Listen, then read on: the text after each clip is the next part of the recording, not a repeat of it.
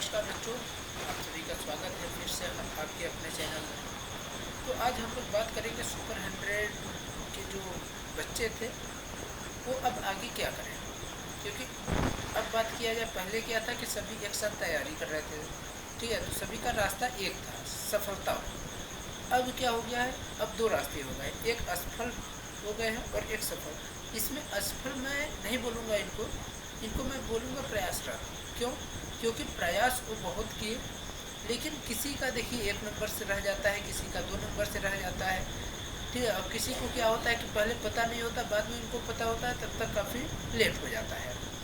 तो आप लोगों ने बहुत अच्छा प्रयास किया होगा, क्योंकि इस बार का जो कट ऑफ है पिछले बार की अपेक्षा अच्छा गया है, ठीक है। तो इसका मतलब यही बताता है कि बच्चों ने इस बार अच्छा खासा मेहनत किया है, तब जा कर के इतना अच्छा कट ऑफ गया है।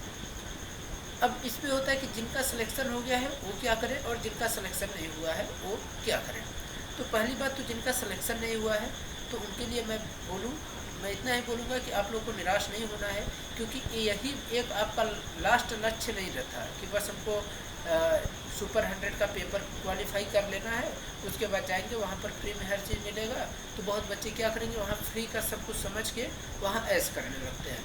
तो इससे आपको ये समझिए कि अगर नहीं हुआ है तो भी कोई गड़बड़ नहीं है। अगर आप कंटिन्यू अभी भी प्रैक्टिस जारी रखेंगे, अपने बोर्ड पर ध्यान देंगे, बोर्डों वाले पर, और आपको अगर नीट या जेई जिससे भी आप संबंधित है, नीट से या जेई से या क्लैट से, अगर आप, क्योंकि आजकल हर चीज़ ऑनलाइन हो चुका है, आपको भी पता है, हर चीज़ ऑनलाइन मटेरियल उपलब्ध है आपके पास।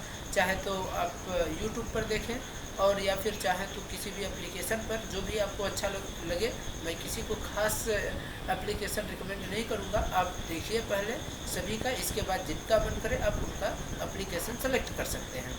तो क्या है कि अब वो नहीं रह गया कि नहीं, आप जाएंगे जब भोपाल या जाएंगे जब इंदौर, तो ही आप तभी आपका सिलेक्शन होगा, तभी आप अच्छी तरीके से तैयारी कर पाएंगे। तो अब वो नहीं रह गया।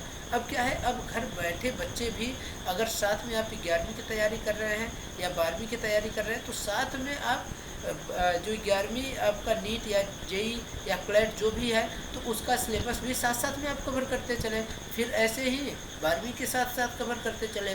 फिर आप क्या करिए, उसके बाद जब पेपर हो जाता है 12वीं का, उसके बाद ही नीट का होता है। तो जैसे पेपर आप कंप्लीट करते हैं, उतने जो टाइम बचा है रिवीजन आप बढ़िया से करिए।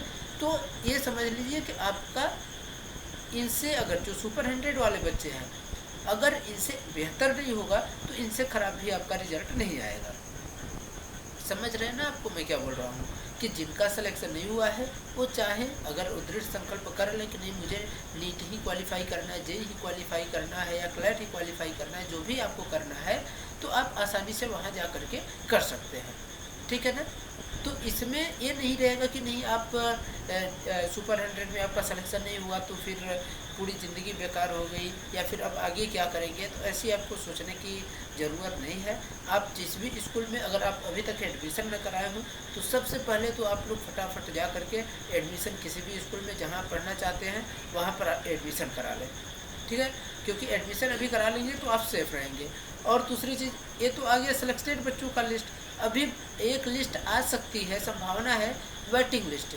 वेटिंग लिस्ट किसकी होती है, जिनकी, मान लीजिए जिनका सिलेक्शन हुआ है, तो बहुत बच्चे ऐसे होंगे कि उनका सिलेक्शन हो गया, अच्छी बात है, लेकिन उनके पेरेंट्स या फिर वो बच्चे खुद ही वहाँ जाने में उनको अच्छा नहीं लगता होगा। बहुत बच्चे ऐसे होंगे जिनका सिलेक्शन हो चुका, लेकिन उनका मन नहीं होगा कि नहीं, हम वहाँ नहीं जाएंगे, हम घर में ऑनलाइन या फिर जहाँ पढ़ते हैं उससे बेहतर हम यहाँ पर पढ़ सकते हैं, ठीक है। तो बहुत बच्चे उसमें भी छोड़ देंगे।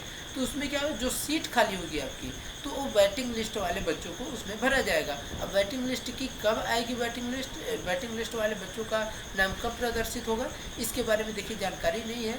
फिर भी लगभग जो होता है 1 सप्ताह के अंदर आपको ये प्रदर्शित हो सकता है, ठीक। क्योंकि हमको जो सुपर 100 का रिजल्ट है उसका बहुत टाइम से इंतजार था कि अब रिजल्ट आएगा, अब रिजल्ट आएगा, लेकिन रिजल्ट आने में इतना देरी हो गया कि हमको लग नहीं रहा था कि 1 तारीख को, लेकिन एक संभावना था कि अगर उस महीने के लास्ट तक नहीं आया तो इस महीने के शुरुआत में ज़रूर आ जाएगा। तो 1 तारीख ही, 2 तारीख ही इसीलिए सेलेक्ट किया गया आपका 1 तारीख, कि नहीं सुपर 100 बच्चों का लेट हो रहा है। क्योंकि मैंने आपसे बताया था कि हमने बहुत कांटेक्ट करने की कोशिश किया, लेकिन कोई भी कांटेक्ट किसी भी तरीके से नहीं हुआ वहाँ से, न तो उधर से कोई भी रिप्लाई आया हमारे लिए, ठीक है।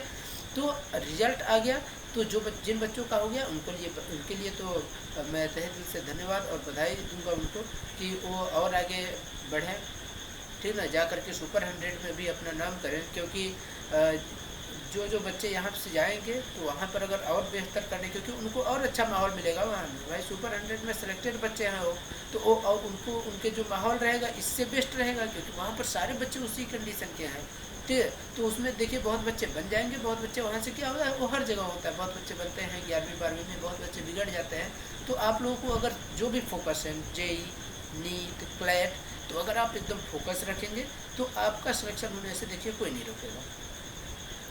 क्योंकि जो सुपर 100 में फैसिलिटी आपको प्रोवाइड कराई जाती है वो किसी भी स्कूल में आपको कहीं भी प्रोवाइड नहीं कराई जाएगी, ठीक है।